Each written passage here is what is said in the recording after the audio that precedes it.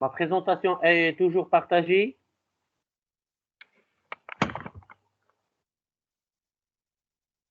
Oui, monsieur. Est-ce que je suis dans la bonne position? Parce que ça fait une semaine, je suis pas sûr. Oui. Est-ce que c'est la dernière diapo qu'on a vue ensemble? Oui.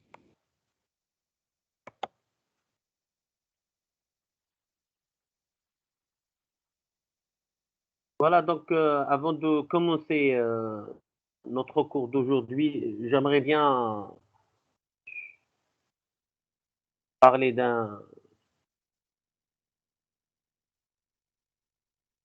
du mardi qu'on a raté, le mardi تاع المولد النبوي الشريف. Apparemment, vous avez pu récupérer quelques séances ou bien rien. Vous n'avez rien récupéré concernant la journée le mardi le Moulid Nabawi.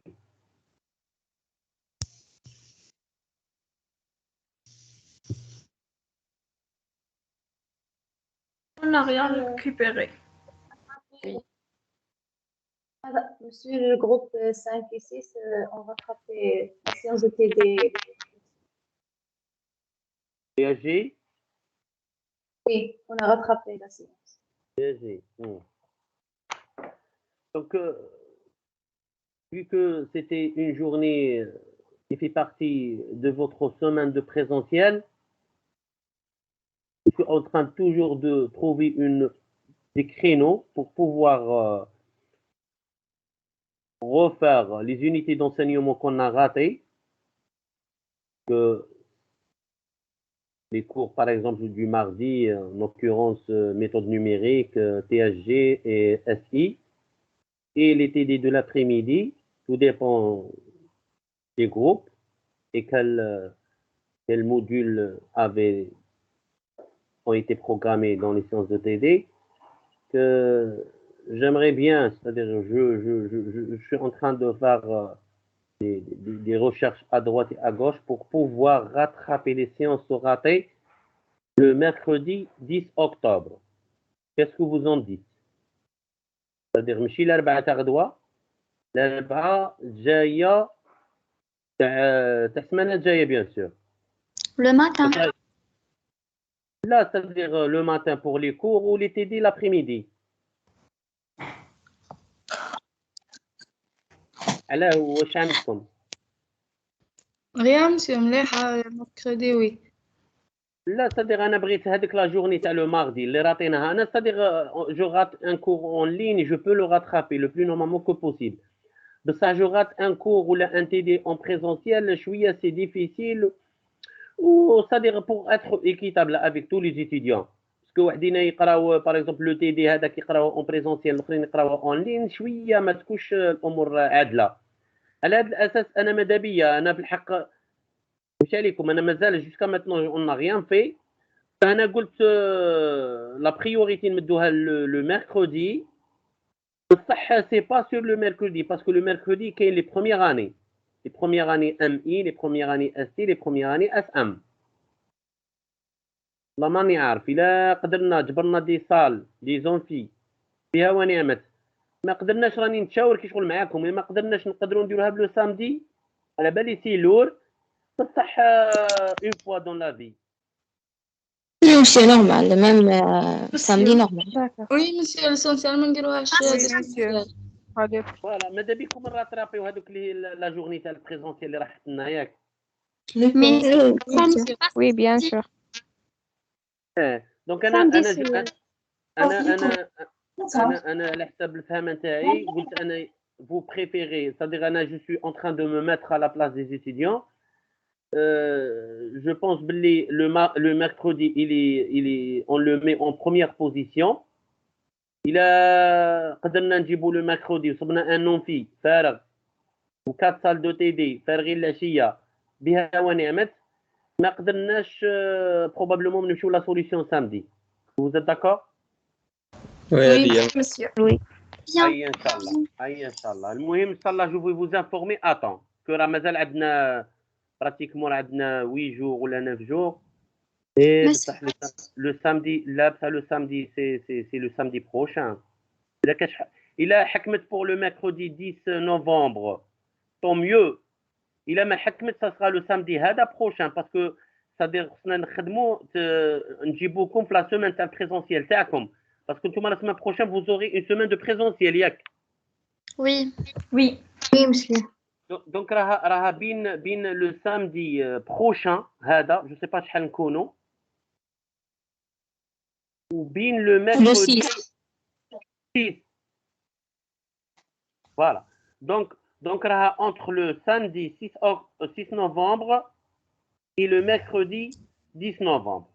Donc Inch'Allah d'ici اليوم maximum demain Inch'Allah je vais vous informer via vos délégués. D'accord? Inch'Allah. Monsieur, c'est pour une séance de cours et une séance de DD?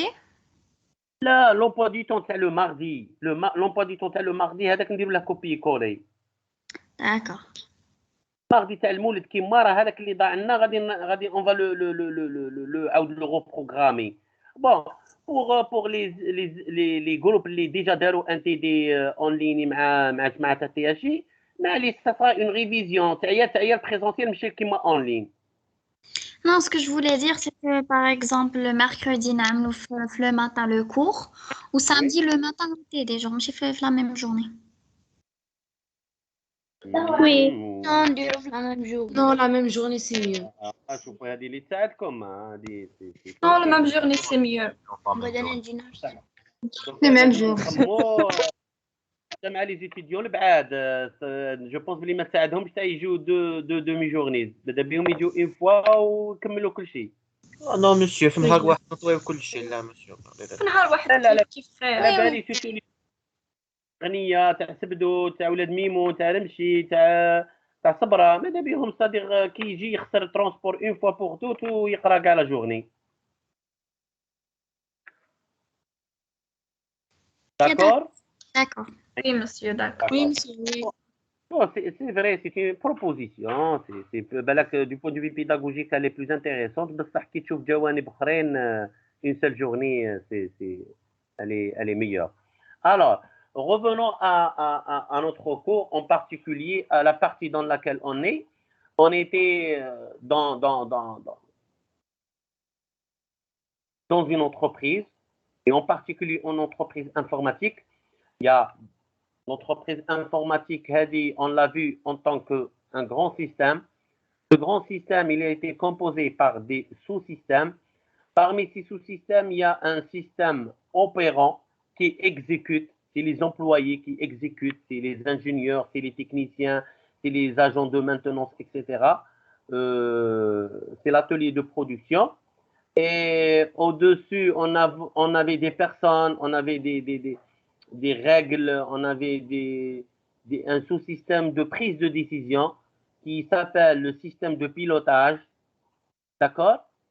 Et pour assurer la transmission des décisions, la circulation des informations et l'échange avec l'environnement extérieur, on avait besoin d'un système d'information. Dans notre cas,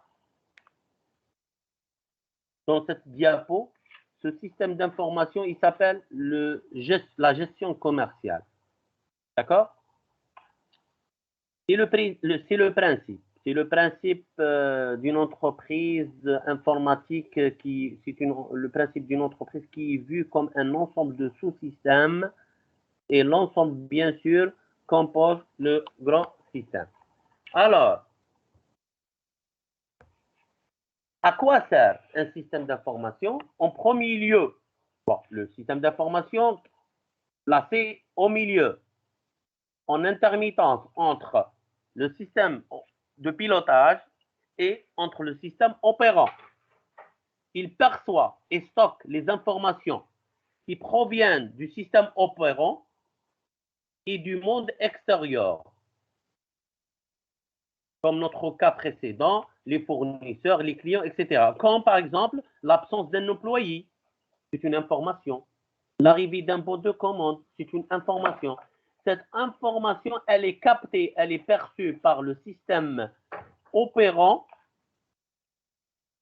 et bien sûr, transmise à la tutelle, à la hiérarchie via le système d'information. Donc, c'est le système d'information qui va la percevoir et qui va la stocker.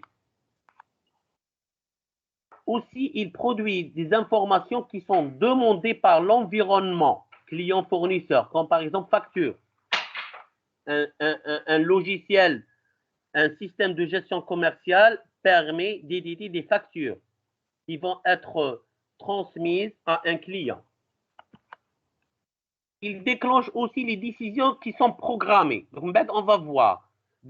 Parmi les décisions qui peuvent être prises, il y a une partie, des décisions qui sont programmées, qui peuvent être générées d'une manière automatique, ou qu'il y a d'autres décisions qui ne sont pas programmées, qui sont laissées à l'être humain le soin de prendre cette décision.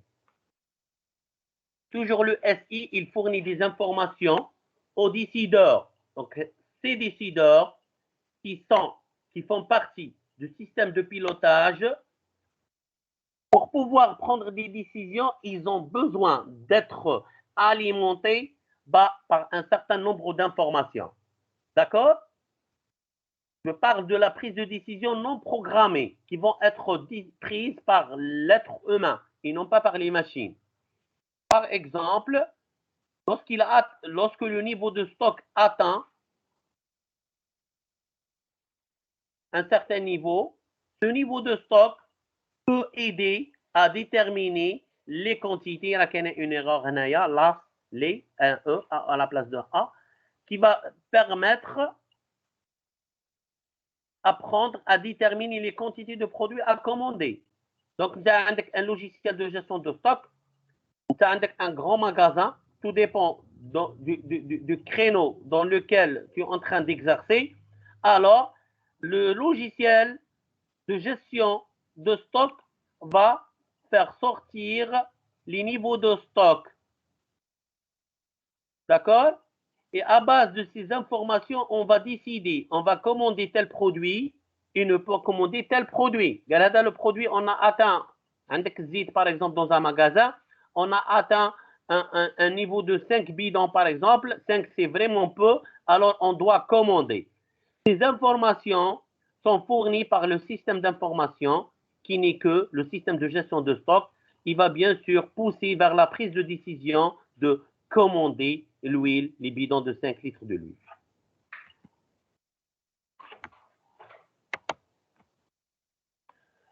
Aussi, il coordonne les tâches en assurant la communication entre les différents éléments. Alors, résumer les grandes tâches, les grands objectifs qui doivent être achevés par le système d'information. On a le système de pilotage, toujours il se place en haut, et on a le système opérant, toujours il se place en bas, et on a le SI qui se place au milieu. Alors, il y a une communication entre les deux sous-systèmes de pilotage et le système opérant qui transite par le système d'information. Bien sûr, les informations communiquées sont traitées par le système d'information. Des fois, il faut les calculer, des fois, il faut les comparer, des fois, il faut les traiter d'une manière ou d'une autre, d'accord? Et il y a des informations qui vont être stockées via des moyens de stockage.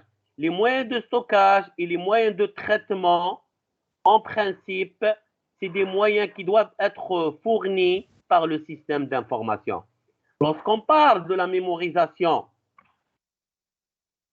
ou bien de la conservation de l'information, donc on doit avoir du matériel, on doit avoir du logiciel qui vont nous permettre de stocker toutes ces informations. D'accord? C'est à peu près le titre général du module du deuxième semestre, à savoir module base de données. Base de données, c'est des moyens qui vont nous permettre de stocker toutes les informations qui circulent et qui sont jugées utiles dans un système d'information et en général dans une entreprise. D'accord?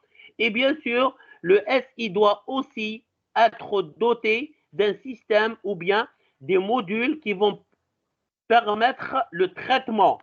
Le traitement, c'est la partie applicative. Dans n'importe quel système d'information, il y a la partie donnée, la partie stockage et la partie applicative. Et dans la majorité, c'est des parties qui sont complémentaires et qui sont fusionnées entre elles. Donc, il y a l'aspect stockage et l'aspect traitement et manipulation des données. Et il y a l'aspect traitement, il y a manipulation, le calcul, etc. Tout ce qui est soft, tout ce qui est logiciel, tout ce qui est programme. Bon, il y a 4 fonctions principales si on veut résumer les fonctions d'un SI. Premièrement, c'est la collecte. La collecte, الجني عملية الجني أو عملية الجمع تاع المعلومة. Collecter les informations qui proviennent des autres sous-systèmes de l'entreprise et du monde extérieur, soit les autres sous-systèmes de l'entreprise ou bien même de l'environnement. 2. Mémoriser les données manipulées par le système. Il faut qu'un système d'information soit apte de stocker, de mémoriser. Il faut qu'il ait une mémoire qui va lui permettre de conserver les données manipulées. Troisième fonction principale, c'est la fonction traitement. Traitement. Il faut qu'il ait, ce système d'information, il faut doter d'un certain niveau d'intelligence qui va lui permettre de traiter, d'exécuter toute tâche décidée. D'accord? Et enfin, la transmission. La transmission, la diffusion, le partage des informations vers les autres composants du système d'entreprise et même du monde extérieur. Alors, passons à une nouvelle diapo dans laquelle on va essayer de distinguer entre 3 systèmes d'information particuliers. Premièrement, on va parler du système d'information opérationnel. 2, du système d'information automatisé. Et 3, on va atteindre le système qu'on cherche, à savoir le système informatique. C'est quoi un système d'information opérationnel? C'est à peu près toute l'activité du CSI. Toute l'activité, toute tâche exécutée fait partie d'un SI opérationnel.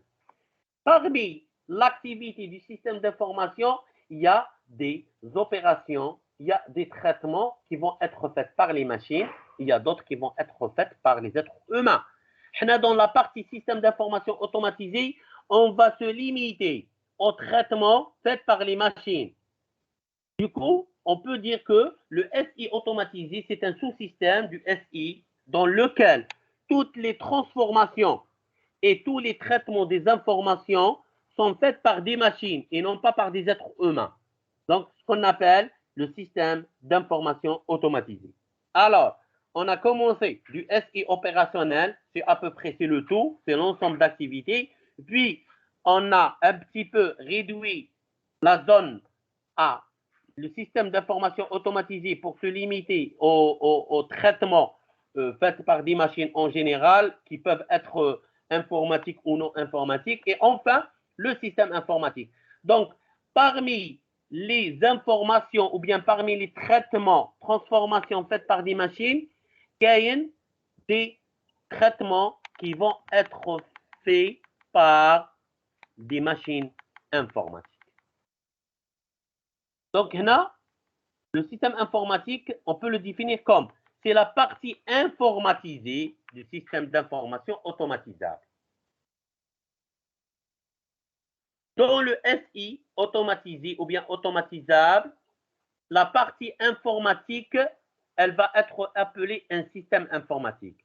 Et bien sûr, qui est composé d'un certain nombre d'éléments, comme par exemple les fichiers, les bases de données, le logiciel, etc.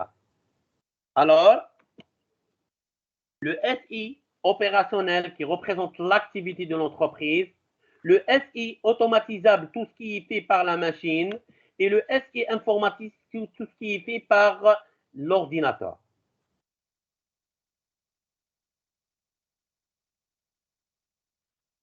D'accord? Est-ce que vous me suivez? Oui. Oui.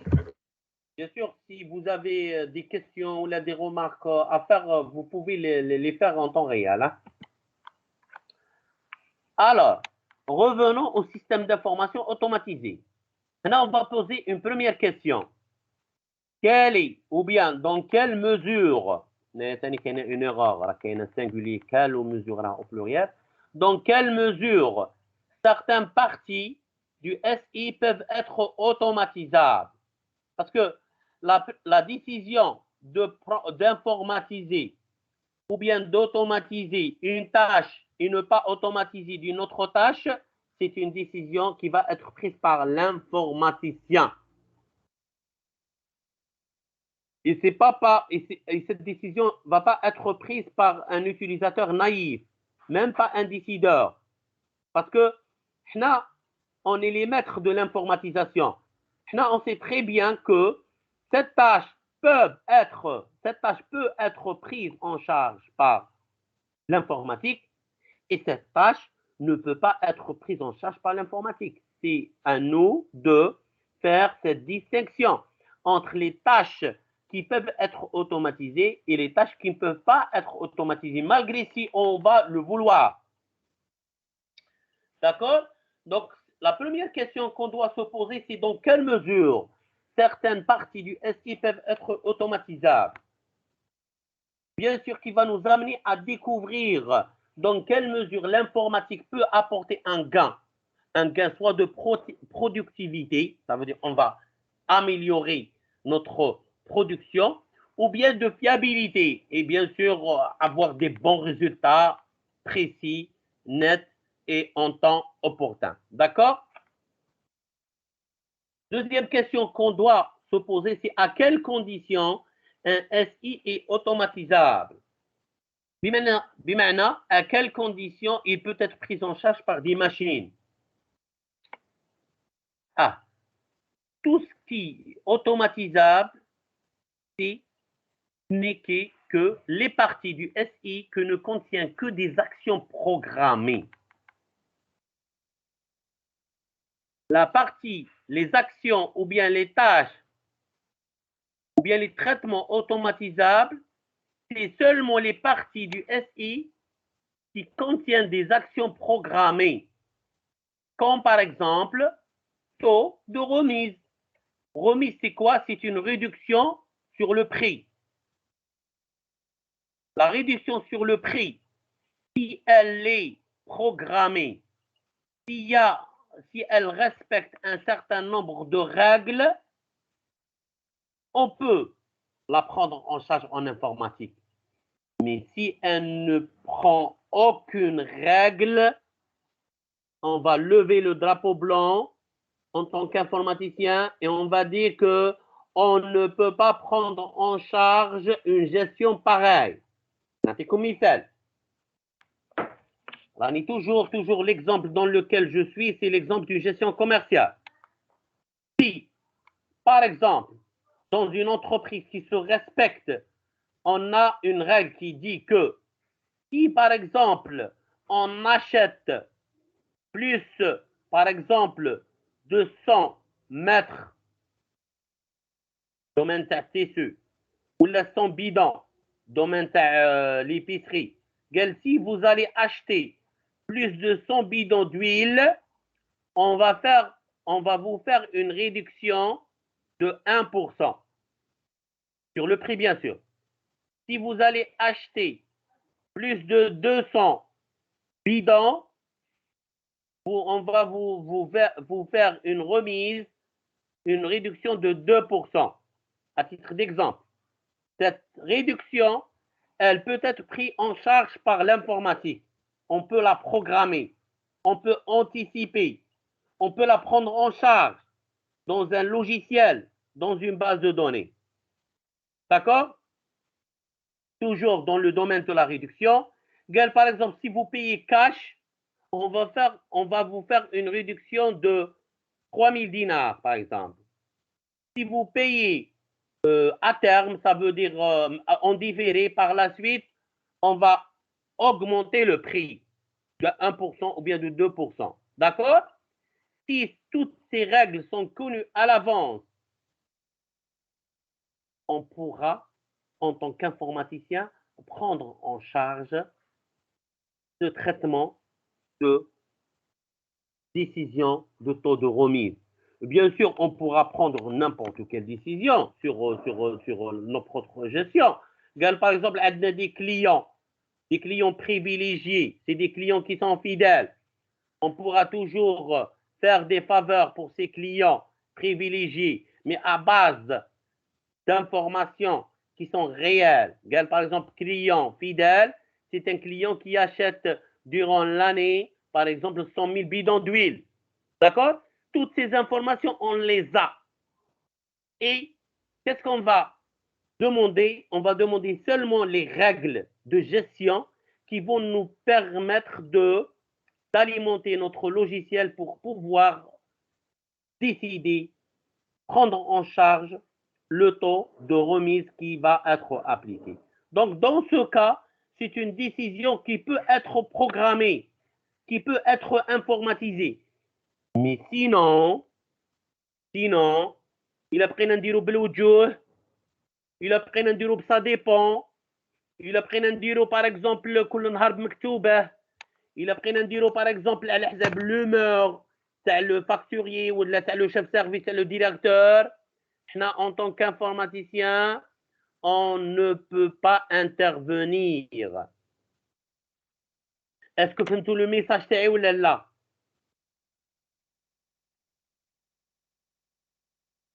Oui, monsieur.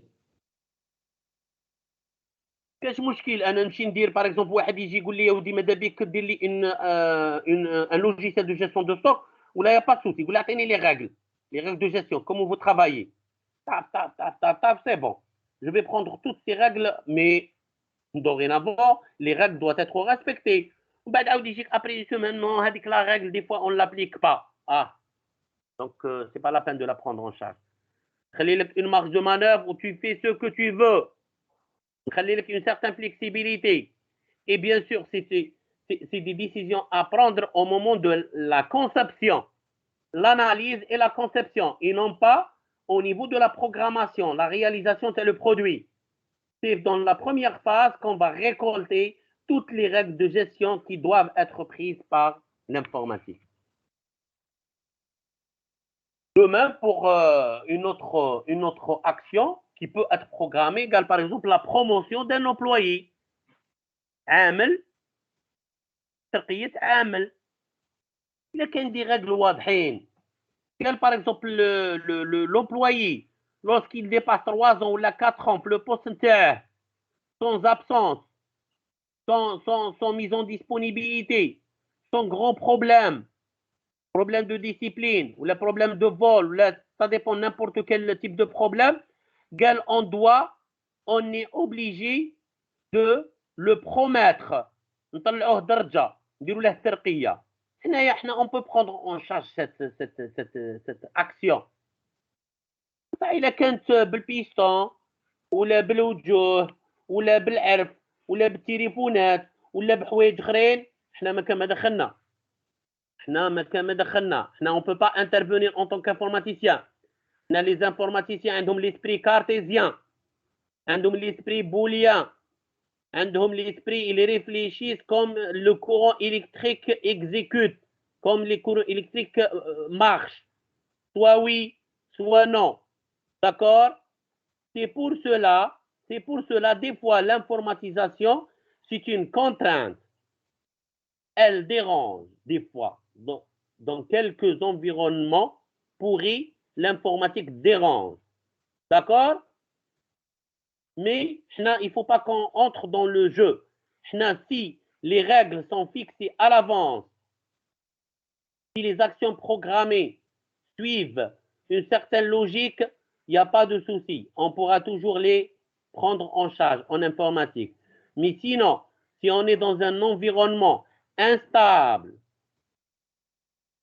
dont les règles ne sont pas précises, on ne peut pas intervenir, on ne peut pas trop aider. D'accord? C'est à peu près le message que je voulais envoyer via cette partie. Alors, pour définir les actions programmées, on peut dire que les actions programmées sont des actions qui déterminent de manière unique les sorties à partir des entrées. عندك des inputs وعندك des outputs. Une action programmée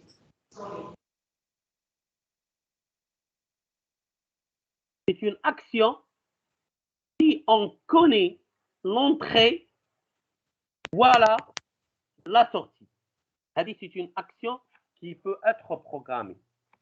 Un SI peut être automatisable si la connaissance des entrées doit permettre de déterminer les sorties par, bien sûr, les entrées vont être transformées, vont être traitées. D'accord? Par des règles de transformation qui seront claires. Ce n'est pas approximatif, mais c'est des règles de transformation explicitables. Parce que par la suite, on va les prendre en charge en informatique. Et bien sûr, en utilisant des applications informatiques et des machines informatiques. Alors, nous à titre d'exemple, dans un système d'information de comptabilité, il y a un certain nombre d'écritures comptables qui vont être des entrées, comme par exemple une facture, une paye, une facture, n'importe quelle facture, facture d'achat, facture de téléphone, facture, ça dépend des charges, comme par exemple les impôts, l'électricité, d'accord? Ça aussi des écritures comptables. Le système d'information comptabilité, il va les transformer en sorties pour nous faire sortir des résultats, comme par exemple la balance, le grand livre. C'est des documents qui sont très connus dans le domaine de la comptabilité. On va prendre un autre SI, c'est le SI de la paye. Tout ce qui alimente le système d'information de la paye, on appelle variable de paye. Comme par exemple la catégorie, ça veut dire le grade de chaque employé. Est-ce qu'il s'est absenté ou non? Est-ce qu'il est ancien ou non? Est-ce qu'il a travaillé des heures sup ou non? Est-ce qu'il travaille dans la nuit ou non? Est-ce qu'il travaille dans des environnements qui sont un petit peu nuisibles? فيهم الصغار, فيهم المشاكل, فيهم الوسخ حاشاكم إلى آخره. هادو سي كاع des variables de paye. Est-ce qu'il a des enfants ou non? D'accord? Est-ce qu'il a fait une mission ou non? Toutes ces variables de paye peuvent alimenter le système d'information de la paye pour à la fin donner des fiches de paye dans lesquelles on va retrouver toutes les informations le net à payer pour chaque employé.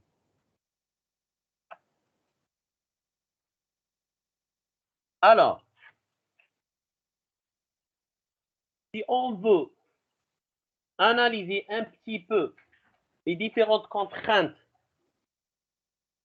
qui opposent la gestion des systèmes d'information classiques, on peut dire que, premièrement, des fois les mêmes données se présentent avec des libellés différents. C'est le problème déjà vu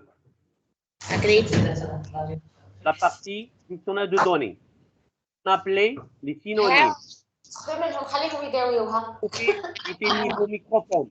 Les mêmes données sont reproduites plusieurs fois dans des services différents. Le problème de la redondance, la même donnée. Des fois, elle est produite dans la gestion commerciale, la gestion de stock et la comptabilité. C'est un problème. Il faut centraliser. Deux données différentes peuvent avoir parfois les mêmes noms. C'est le problème de polysème. On a déjà vu la partie dictionnaire de données. Un service n'a pas toujours l'ensemble des données. Des fois, il y a des lacunes.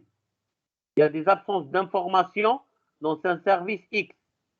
Le besoin de mémoriser et de traiter plus rapidement des données de quantité importante.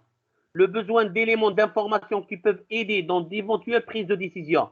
Donc, ces différents problèmes peuvent être remédiés en choisissant une solution informatique. Alors, le SI, s'il va être informatisé, il va générer un SI, mais au lieu de système d'information, c'est un système informatique.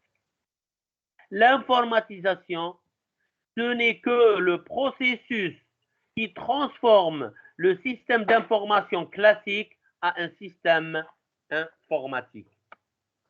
Bien sûr, c'est une tâche primordiale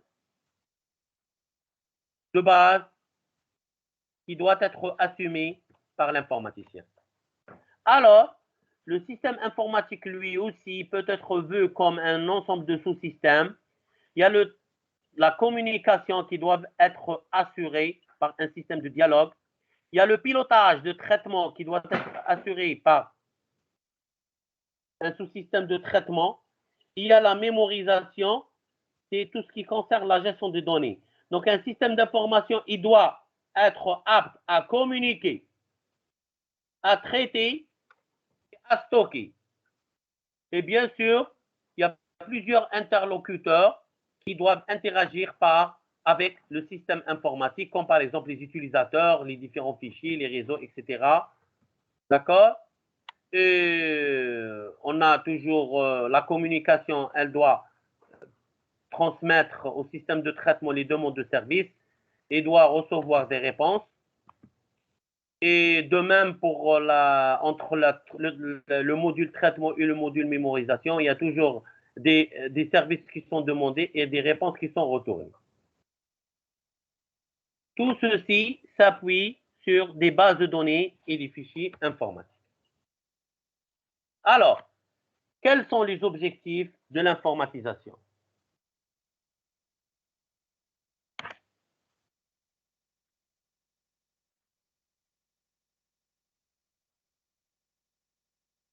Bon, premier objectif à atteindre lorsqu'on veut passer d'un système traditionnel vers un système informatique, c'est augmenter la productivité.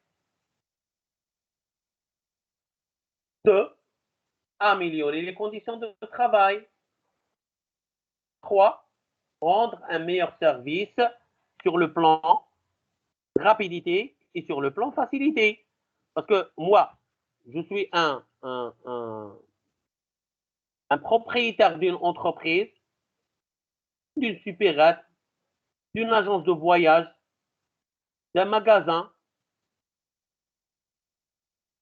et je veux passer vers l'informatisation. Je travaille avec des méthodes archaïques anciennes et je veux moderniser ma manière avec laquelle je gère mon entreprise. La première question que je peux poser, qu'est-ce que je vais gagner si je vais choisir la solution informatique? En principe, si on va s'investir en informatique, soit sur l'aspect humain en recrutant des informaticiens, soit sur l'aspect matériel en s'équipant de matériel informatique et de logiciels informatiques, il faut que j'attends de cet investissement des gains, des bénéfices. La première des choses, produire plus. La deuxième des choses, travailler dans des conditions meilleures. Au lieu d'utiliser des calculatrices, du papier, employer des dizaines d'employés, d'accord? J'aimerais bien avoir un logiciel de paie qui va me faciliter la tâche pour pouvoir exécuter, réaliser cette tâche de calcul de paie. Et bien sûr,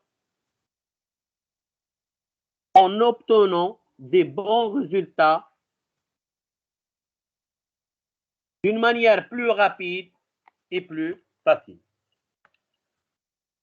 Comment évaluer un système d'information? Est-ce qu'il est bon ou bien il est mauvais? Il y a 3 critères de base. Le premier critère, c'est la productivité. Ce n'est que l'efficacité, l'utilisation optimale des ressources. On a des ressources, mais leur utilisation, si elle n'est pas optimale, c'est un caractère, c'est un indicateur négatif. D'accord? Deuxième critère, pour évaluer un système d'information et pour dire que c'est un bon système d'information, c'est la qualité. La qualité avec laquelle on est en train de travailler, elle est importante. La qualité, elle peut être Soit la conformité, tel produit, il est conforme à ce qu'on a demandé, à ce qu'on a fixé en objectif, la conformité, le mutabaqa, l'adaptabilité, la fiabilité, المفروض النجاعة, d'accord, et la facilité, السهولة. Troisième indicateur, c'est la rentabilité. Est-ce que le système qui a été mis en place, est-ce que ce SI il est rentable ou non? Si je vais acheter seulement pour acheter, si je vais recruter seulement pour recruter, un privé, normalement, il ne le fait pas. Ben, dans deux entreprises étatiques, des fois, on le fait parce qu'on n'a pas une certaine responsabilité sur nos budgets, parce que c'est des budgets de l'État. Mais en général, si notre système n'est pas rentable, on ne va pas s'investir. On ne va pas s'investir sur le domaine informatique. S'il n'y a rien, il n'y a aucun gain qui est rapporté, bien sûr, et tout va être calculé par rapport au coût de l'informatisation. Je ne vais pas s'investir 10 milliards pour gagner 10 millions. Donc, tout est relatif. Alors, actuellement, l'informatique, elle remplit un rôle stratégique dans l'organisation. Elle permet de dire si l'entreprise elle est en bonne santé et si elle est en mauvaise santé. Elle permet de fournir aux décideurs des informations qui vont permettre de décider la survie d'une unité ou bien carrément d'une entreprise.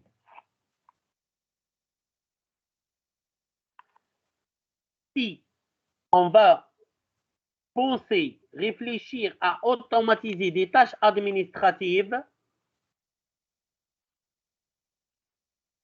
les décisions prises par les décideurs, si on va les prendre en charge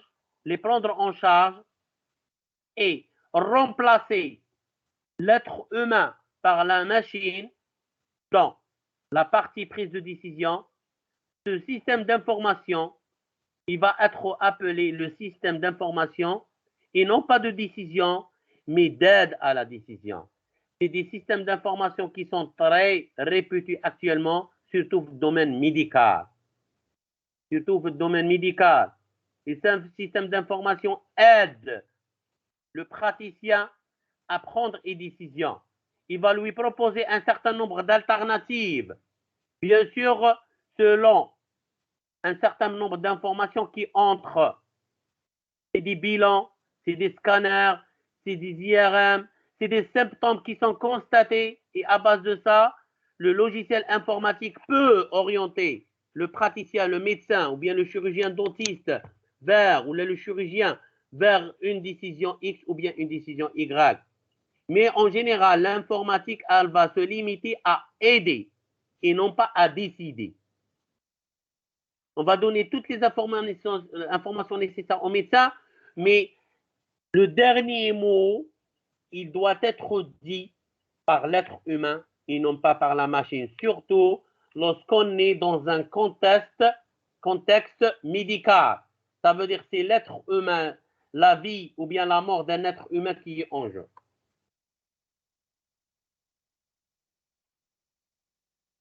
Est-ce que vous me suivez? Oui, monsieur. Oui, monsieur. Une petite parenthèse avant de terminer cette partie conception de système d'information et pour introduire en principe le déséance qu'on va faire ensemble la semaine prochaine en présentiel, parce que logiquement, on va faire deux séances en présentiel. La séance programmée, c'est le mardi, ou une séance, c'est le mercredi, ou bien une séance le samedi. D'accord? On va entamer directement la partie modèle conceptuel de données qui va être faite en présentiel à la fin. Certainement, pour informatiser, il faut travailler avec méthode. On doit avoir une méthode pour informatiser. Mais les méthodes, certainement, il n'y a pas une seule, il y a plusieurs. Premièrement, on va définir c'est quoi les méthodes. C'est des processus d'informatisation du SI, soit qui vont prendre en charge l'informatisation partielle ou totale. Possède, comme on dira au pluriel, un champ d'étude et décrit un ensemble de tâches ordonnées. Quelques règles que chaque méthode doit avoir. Première règle, chaque méthode doit s'appuyer sur des concepts théoriques. Propose une démarche. Elle va permettre sa mise en œuvre par des outils. Et bien sûr, elle permet d'atteindre un but. Les différents composants d'une méthode, c'est premièrement les modèles, qui ne sont que l'ensemble de concepts et règles sont destinés à décrire et construire le SI. On a déjà commencé par connaître deux modèles. C'est quoi les deux modèles qu'on a vus ensemble?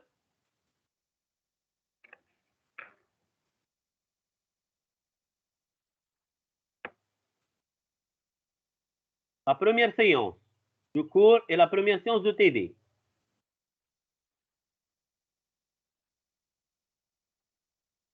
Flux ou dictionnaire des données. Exactement. Donc, c'est le MCC, le modèle conceptuel de communication, appelé aussi graphe de flux, ou la dictionnaire de données. Déjà, c'est deux modèles, déjà vœux. C'est les modèles qui vont être vœux, les modèles qui vont être faits, utilisés. C'est des composants, c'est des moyens proposés par la méthode pour pouvoir représenter une partie de la réalité. Aussi, les langages. Les méthodes peuvent proposer des langages qui sont destinés à l'élaboration des spécifications et faciliter la communication. La méthode ou bien les méthodes proposent une démarche. La démarche, c'est en quelque sorte, c'est la chronologie, le calendrier d'exécution des tâches. C'est des processus qui vont pour effectuer les travaux préconisés et découpés en étapes. Et enfin, les outils et techniques qui ne sont que les moyens pour la mise en œuvre des modèles, langages et démarches. Le langage est là, le modèle est là, la démarche, elle est là, mais pour les implémenter, on a besoin des outils et des techniques informatiques.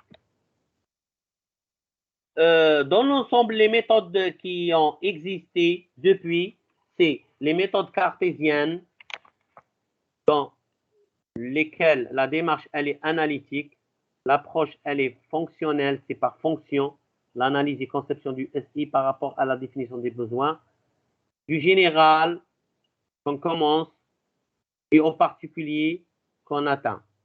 D'accord? Par exemple, le SAT ou bien le CORIC.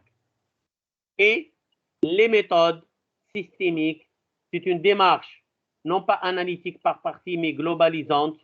L'approche conceptuelle, le processus de modélisation par niveau d'abstraction, repose sur l'identification des projets et structure l'organisation. À titre d'exemple, les méthodes systémiques, c'est la méthode Maurice qu'on a déjà présentée brièvement dans les cours précédents. Et les méthodes les plus récentes, c'est les méthodes à objet dans lesquelles on applique le paradigme objet à tout le processus, comme par exemple l'OA ou la loi MT ou l'MCIO.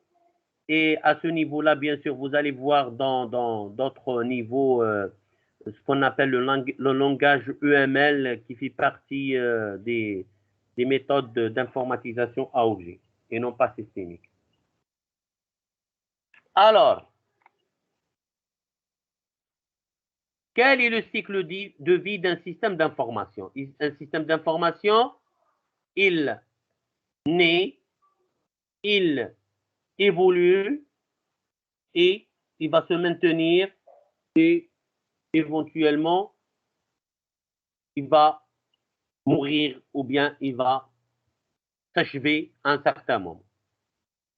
Dans l'ensemble, les phases qui peuvent être distingués, remarqués dans un cycle de vie d'un système d'information. Il y a des phases de développement de systèmes d'information et il y a des phases de mise en œuvre. Comme un produit, il naît, il se développe lorsqu'il sera prêt pour qu'il soit utilisé, on va commencer à l'exploiter. Et à partir de cela, les phases de mise en œuvre vont commencer. D'accord? Par exemple, une voiture, tu vas étudier, tu vas concevoir, tu vas fabriquer et par la suite, tu vas l'exploiter. Dans le domaine de construction, tu étudies, tu établis un plan, tu commences la réalisation. Toutes ces phases, toutes ces tâches font partie des phases de développement ou bien de réalisation. Et par la suite, c'est les phases de mise en œuvre ou bien les phases d'exploitation, c'est habiter ou bien louer ou bien utiliser cette habitation. Alors, les phases de développement, principalement, on a 3. Dans le cycle de vie d'un système d'information, on commence par analyser, analyser. D'accord? Une étude de l'existant, un recueil d'informations, une collecte des différents besoins exprimés, un recensement des différentes difficultés rencontrées. Puis, la deuxième phase, la phase conception, dans laquelle on va décrire notre solution future qu'on va proposer. Et dans la troisième phase du cycle de vie d'un système d'information, qui va faire partie des phases de développement, c'est la réalisation. C'est la partie la plus informatique. C'est la partie pratique. C'est la partie implémentation. C'est la partie maîtrise des outils, des langages, des environnements informatiques, dans laquelle on va concrétiser la solution qu'on a conçue, dans laquelle on va coder, on va programmer, dans laquelle on va traduire tous les algorithmes dans un langage qui va être compris par une machine informatique. Deuxième partie du cycle de vie, c'est la partie mise en œuvre. Il y a aussi 3 phases qui vont composer la phase principale mise en œuvre. Premièrement, on va commencer par tester notre produit avant de le mettre en œuvre, avant de le fournir officiellement à son utilisateur, avant de le vendre officiellement au client. Il faut le vérifier, il faut le valider. Deuxième sous-phase, c'est la phase exploitation, dans laquelle on va déployer, on va mettre en place, on va mettre l'environnement nécessaire, favorable pour mettre en place notre système. Toutes les configurations, toutes les installations vont être faites à ce niveau-là. Et bien sûr, et utilisation. Et enfin, tout ce qui vient en aval par la suite, comme par exemple la correction des erreurs éventuelles, l'amélioration des fonctions existantes au cas où on veut améliorer, et pourquoi pas des fois pour que notre système soit flexible et adaptable, on doit avoir la possibilité d'ajouter de nouvelles fonctionnalités. À titre indicatif, je vais vous donner quelques chiffres. Premièrement, sur le coût moyen relatif de chaque phase. Lorsqu'on parle du coût, le coût, c'est un ensemble d'informations qui sont réunies بنهم le volume horaire consommé par un ou bien plusieurs intervenants. بنهم l'importance de la tâche. Donc, le coût moyen d'une tâche qui fait partie de la phase analyse et conception, c'est 44%. L'importance doit être donnée en premier lieu à la phase analyse et conception. C'est une phase qui n'est pas très considérée par les informaticiens, malheureusement. On doit, si on a un mois pour réaliser un projet, donc 44% du mois doit être réservé, affecté à la phase d'analyse. Une bonne analyse va permettre une bonne conception. Une bonne conception, elle va nous permettre de réaliser un produit qui répond à nos besoins et à nos souhaits d'une manière très, très satisfaisante. Donc, la phase réalisation, elle doit consommer en moyenne 28%. Et la phase de test, il ne faut pas aussi la déconsidérer en lui réservant au moins 28% qui donne à la fin 100%. Le coût relatif de correction d'une erreur, selon la phase, une erreur commise dans la phase d'analyse, elle n'est pas très coûteuse. Donc, ce n'est pas grave de commettre une erreur dans la phase d'analyse. Un seulement. Dans la phase de conception 2 et dans la phase de réalisation 5, la phase de test c'est 10 et dans la partie, si on atteint la phase exploitation et maintenance, c'est vraiment dramatique. Une erreur va être corrigée en payant, en déboursant beaucoup d'argent. On va prendre l'exemple très simple du domaine de construction. Si on va commettre une erreur sur le plan architectural d'une maison, on pourra toujours corriger ça en sollicitant l'architecte pour qu'il actualise, corrige le plan. Et ça va nous coûter quelques feuilles de papier. Mais si on va corriger un problème réalisé, ça va nous coûter beaucoup d'argent. Par exemple, une fenêtre à ouvrir, on va casser un mur. Par exemple, une chambre à ajouter. Des escaliers qui sont assez petits, on va les agrandir, ça c'est de l'argent. Une façade à créer, c'est de l'argent. Donc, si on va commettre des erreurs dans les premières phases, on pourra toujours y remédier avec des coûts qui ne sont pas très considérables. Mais par la suite, ça sera vraiment coûteux de faire les corrections nécessaires.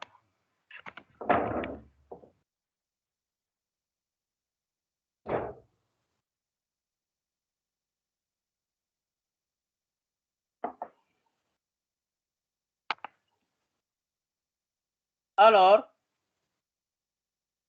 s'il n'y a pas de questions sur tout ce que j'ai dit, je passe au dernier chapitre avant le chapitre qu'on a abordé la première séance, à savoir le graphe de...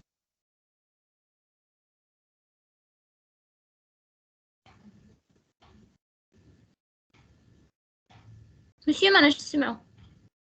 Monsieur, votre micro.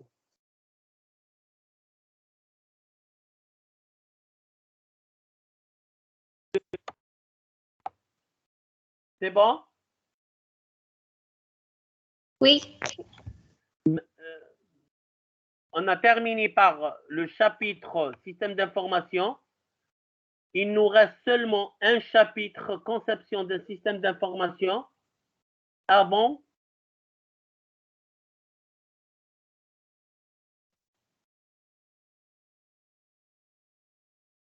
d'atteindre les deux chapitres déjà vus la première séance, à savoir le modèle conceptuel de communication graphe de flux et dictionnaire de données. Donc, après qu'on achève ce chapitre, on va sauter directement vers le MCD, qu'on va faire, Inch'Allah, en présentiel.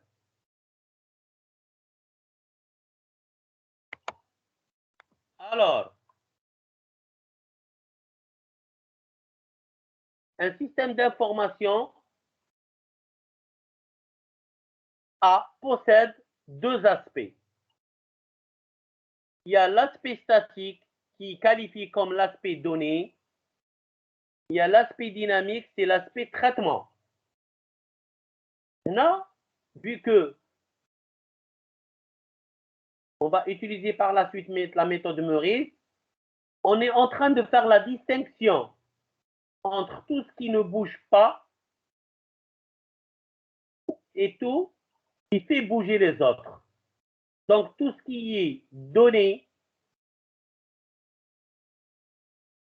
va faire partie de l'aspect statique et tout ce qui est traitement, programme, opération à exécuter va faire partie de l'aspect dynamique du système d'information. Alors, dans l'aspect statique, on va avoir une base d'information, bien par la suite, ça va devenir une base de données. Et bien sûr, ces données doivent être organisées selon un modèle ou bien une structure.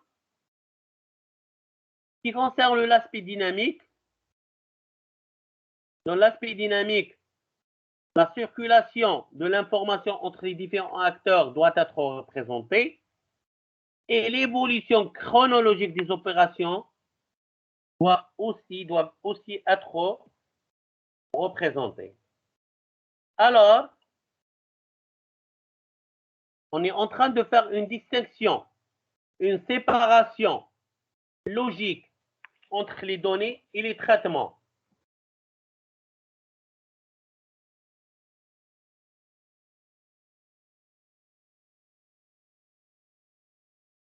Maintenant, je pense qu'on a atteint ce qu'on a vu ensemble.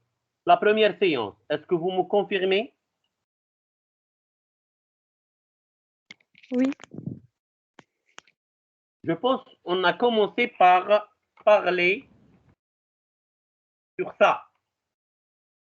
Si je me rappelle bien, est-ce que vous me confirmez? Ni ثانية. Alors,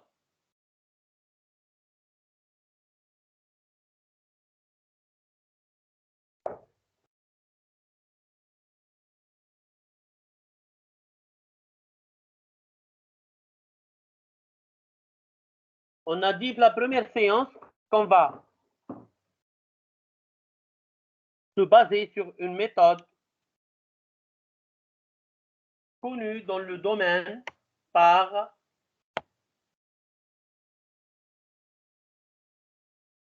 la distinction entre les données et les traitements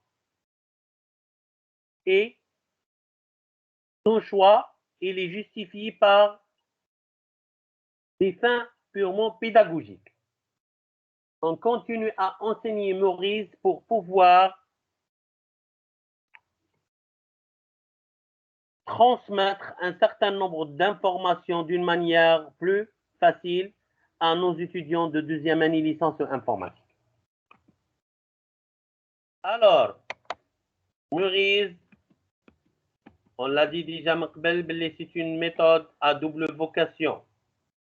C'est une méthode qui peut être considérée comme une méthode de conception. Maintenant, on connaît c'est quoi la conception. Et c'est une méthode qui peut être considérée comme une méthode de développement aussi. Et qui emploie 3 cycles. Il y a le cycle de vie dans lequel l'échelle, c'est le temps. Il y a le cycle d'abstraction, c'est le niveau conceptuel, le niveau organisationnel, puis enfin opérationnel. Et il y a le cycle de décision. Dans la description conceptuelle, je suis en train d'aller un petit peu rapidement, vu qu'on a déjà vu ça. Dans la description conceptuelle, on répond à la question quoi? Quelles sont les données à représenter? Quels sont les traitements à exécuter? Meurice propose deux modèles à ce niveau. Le modèle conceptuel de données, le modèle le plus important dans notre programme, et le modèle conceptuel de traitement, dans lequel on décrit les traitements, mais au niveau conceptuel. Dans la description organisationnelle, on va s'appuyer de la description conceptuelle pour améliorer cette description en ajoutant les notions de temps, les notions de lieu et les notions d'acteur. Qui va nous amener à répondre à trois questions. Qui va faire ça? Quand on va exécuter ça et où?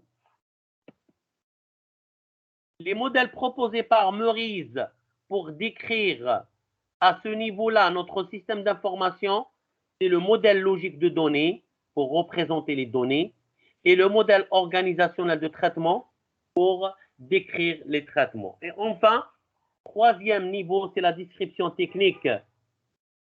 Dans cette phase, Meurice, elle va nous aider à définir les solutions techniques nécessaires à la réalisation de notre projet en termes de matériel et en termes de logiciel. Maintenant, dans ce niveau-là, on va répondre à la question comment faire. Et à ce niveau-là, Meurice propose deux nouveaux modèles, à savoir le modèle physique de données pour prendre en charge les données et le modèle opérationnel de traitement pour décrire les traitements.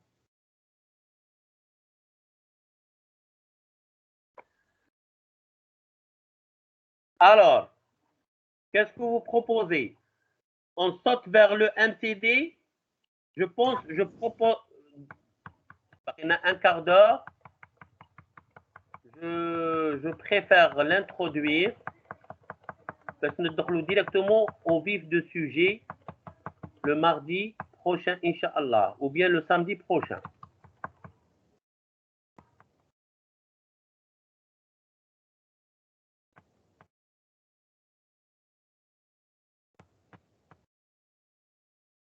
Toutes ces diapos ont été vues, les premières séances. Alors, voici une récap des différents modèles proposés par Meurice selon les trois niveaux: conceptuel, logique, organisationnel.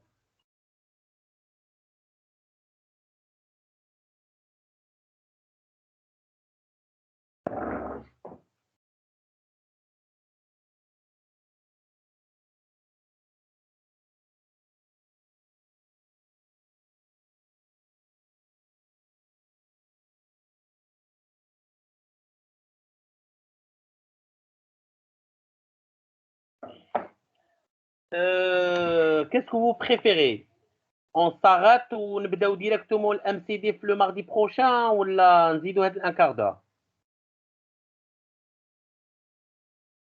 C'est mieux, je pense. Mardi. نعم عاودوا لي. Mardi. D'accord. On arrête, c'est mieux. Même Anna, je suis du même avis, surtout pour des fins pédagogiques. Je pense que vu que certainement je vais revenir à ces diapos, donc je pense qu'on voyez maintenant, on a fait les premières séances, on a fait le chapitre 4 et 5 et 6, à savoir conception d'un système d'information, le modèle conceptuel de communication, graphe de flux et par la suite dictionnaire de données. Et maintenant, dans les deux séances en ligne, on est revenu à l'entreprise, l'approche systémique des organisations et les systèmes d'information. Donc, les deux chapitres les plus importants En l'occurrence, le MCD et le MLD, on va, Inch'Allah, les faire en présentiel. D'accord? D'accord. Ça tombe bien. Alors, sur ceux-là, Monsieur, oui. Une monsieur. question d'achever la séance?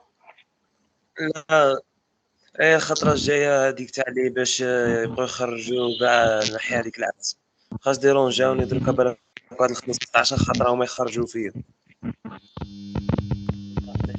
Oui, c'est vrai, c'est vrai. C'est vrai, oui. انا خرجوني كل خطره نلقى روحي تسيبريميت من الكورس. عاودي كيما